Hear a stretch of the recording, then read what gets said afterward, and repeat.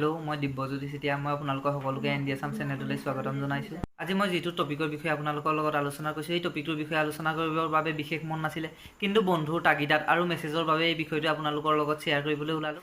আজি আমাৰ আলোচনা কৰিবলগীয়া বিষয়টো হৈছে টিপছ। কেনেদৰে ছোৱালী বা এটা ল'ৰা পটাব পাৰি তাৰ টিপছৰ বিষয়ে ক'ম। তাৰ 5টা টিপছ আজি আপোনালোকৰ আগত অৱগত কৰিম। নাম্বাৰ ওৱান হ'ল ড্ৰেছ আপ।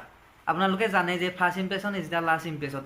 আপুনি যদি ল'ৰা হয় তেন্তে ছোৱালী এজনী পটাব বিচাৰিছে, বা ছোৱালী হয় ল'ৰা এজন ভাল পাব বিচাৰিছে, আপোনালোকৰ প্ৰথমতে আপোনালোকৰ নিজৰ ড্ৰেছ আপ ঠিক কৰিব লাগিব। সকলোৱে এটা সুন্দৰভাৱে পৰিপূৰ্ণ ড্ৰেছ আপোনালোকে পৰিধান কৰিব লাগিব।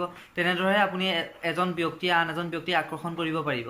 প্ৰথম ড্ৰেছ আপটো যদি আপোনালোকৰ সঠিক নহয় বা আকৰ্ষণীয় নহয়, তেতিয়া আন এজনৰ মনৰ ইম্প্ৰেশ্যন ভাৱ আনিব নোৱাৰিব।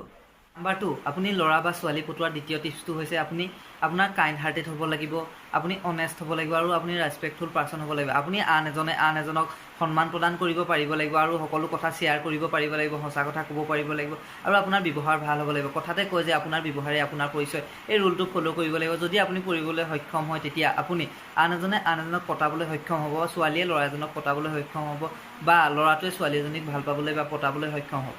বা 3, আপুনি ছোৱালী বা ল'ৰা পটোৱা তৃতীয় টিপছটো হৈছে তেওঁলোকৰ যদি কিবা বেয়া গুণ আপুনি জানে, বা তেওঁলোকে যদি কিবা বেয়া কাম কৰে, আপোনালোকে তেওঁৰ মুখামুখিকৈ বা সন্মুখত তেওঁলোকৰ এই বেয়া গুণবোৰৰ বাবে তেওঁলোকক গালি গালাজ পাৰিব নালাগিব বা বেয়াকৈ ক'ব নালাগিব।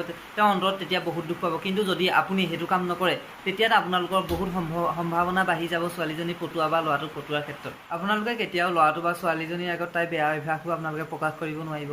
যদি তাইৰ কিবাকিবি বেয়া অভ্যাস থাকে আপোনালোকে মুখৰ আগত কৈ দিয়ে, কেতিয়াও তেওঁ তোমাৰ প্ৰতি ইম্প্ৰেছ নহয় বা লাজ পাব। নাম্বাৰ 4, আপুনি ল'ৰা এটা বা ছোৱালী এজনীক ইম্প্ৰেছ কৰাৰ চতুৰ্থ পইণ্টটো আমি আপোনালোকৰ আগত ক'বলৈ গৈ আছোঁ। এইটো হৈছে আপোনালোকে টাইম স্পেণ্ড। ল'ৰাটোক বা ছোৱালীজনী যদি আপোনালোকে ইম্প্ৰেছ কৰিব বিচাৰিছে, তেন্তে দুইজনে একেলগে টাইম স্পেণ্ড কৰিব লাগিব, বা দুইজনে ইজনে সিজনক সময় দিব লাগিব, কথা পাতিব লাগিব, মনৰ ভাৱ ইজনে সিজনক প্ৰকাশ কৰিব লাগিব। তেতিয়াহে আপোনাৰ প্ৰতি তেওঁ ইম্প্ৰেছ হ'ব, বা তেওঁ আপোনাৰ প্ৰতি ইম্প্ৰেছ হ'ব, বা আপুনি তেওঁৰ প্ৰতি ইম্প্ৰেছ হ'ব। আমাৰ শেষ আৰু 5 নম্বৰ টপিকটো হৈছে ছাপৰ্ট এণ্ড হেল্প। আপুনি যদি ইজনে সিজনক ইম্প্ৰেছ কৰিবলৈ বিচাৰিছে, তেতিয়াহ'লে তেওঁ কিবা প্ৰব্লেমত পৰিলে আপুনি তেওঁক সহায় কৰিব লাগিব, আৰু তেওঁ প্ৰতিটো কাৰ্যতে আপুনি ছাপৰ্ট কৰি যাব লাগিব, সহযোগিতা প্ৰদান কৰিব লাগিব। তেতিয়া তেওঁ আপোনাৰ প্ৰতি ইম্প্ৰেছ হৈ যাব, আৰু আপোনাক বহুতো সহযোগ কৰিব, আপুনি তেওঁক পটোৱাত বহুত সহায় হ'ব। এই টিপছকেইটা ফ'ল' কৰি চাওকচোন, যদি আপোনালোকে সফল হয়। বৰ্তমান আমাৰ ভিডিঅ'টো সমাপ্ত হৈছে। আপোনালোকৰ যদি ভিডিঅ'টো চাই ভাল লাগিলে লাইক কৰিব, শ্বেয়াৰ কৰিব, আৰু ছাবস্ক্ৰাইব কৰিবলৈ নাপাহৰিব। একেবাৰে ছাইডত থকা ঘণ্টাটো দবাই দিব।